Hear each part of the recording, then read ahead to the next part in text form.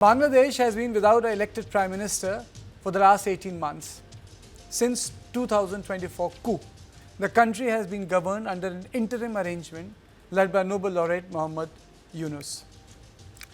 On Feb 12th, Bangladesh conducted its 13th general election. Polling was held across 299 constituencies in what is being described as the country's most consequential vote in decades. The election is unique. Let me introduce the 5 faces who could emerge as Prime Minister of Bangladesh. And when I say Prime Minister, I mean these are the people in the forefront. They can also be kingmakers. I'll start with Tarique Rahman, son of late Khaleda Zia, former Prime Minister of Bangladesh. He is the chairman of the Bangladesh Nationalist Party. Now, Shafiqur Rahman, that's the Islamist face of Bangladesh. He leads a 111 party alliance, an 11 party alliance anchored by Jamaat-e-Islami. Now I'll come to Nahid Islam, a prominent face of the 2024. He is associated with the Gen Z mobilization that reshaped Bangladeshi politics.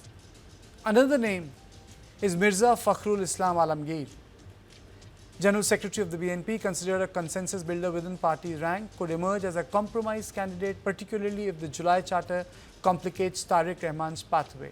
And then Sayyid Raizul Karim. He is an Islamic scholar and chief of the Islami Andolan Bangladesh, commands significant religious influence, may play kingmaker in the event of a fractured mandate or hung parliament. Alongside parliamentary voting, Bangladeshis are also participating in a referendum on the so-called July Charter, an ambitious reform blueprint that could reshape the country's constitutional architecture. So what is this charter about?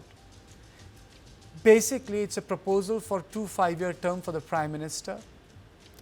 It also talks of bicameralism with a 100-member upper house. Bangladesh really matters for entire South Asia. India remains the beacon of a sort of democracy, secular democracy in South Asia. And if you look at our surroundings, either we have failed states like Myanmar, or we have state in turmoil like Nepal, or we had a very anti-India state like Maldives. We have Pakistan. We have a constant churn in Afghanistan. Sri Lanka underwent a great social unrest.